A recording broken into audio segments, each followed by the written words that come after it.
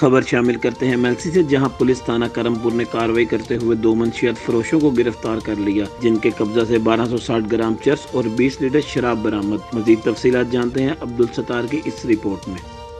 District police officer Vehari Ehsan Ullah Chauhan کی ہدایت پر D S P circle Mailsi مار محمد وسیم کے زیر نگرانی ایس ایچ او تھانہ کرمپور مجاہد حسین بلوچ نے ٹیم کے ہمراہ منشیات فروشوں کے خلاف کارروائی کرتے ہوئے 2 منشیات فروشوں کو گرفتار کر کے ملزم محمد ارشد عرف ارشدی کے قبضے سے 1260 گرام چرس جبکہ ملزم محمد قاسم لونا کے قبضے سے 20 لیٹر دیسی شراب برآمد کر لی۔ دونوں ملزمان کے خلاف الگ الگ مقدمات درج کر کے جیل بھجوا دیا گیا ہے، اور اسی موقع پر ایس ایچ او کرمپور مجاہد حسین بلوچ کا کہنا تھا کہ منشیات فروشوں کے خلاف مزید کارروائیوں کا سلسلہ بھی جاری رہے گا۔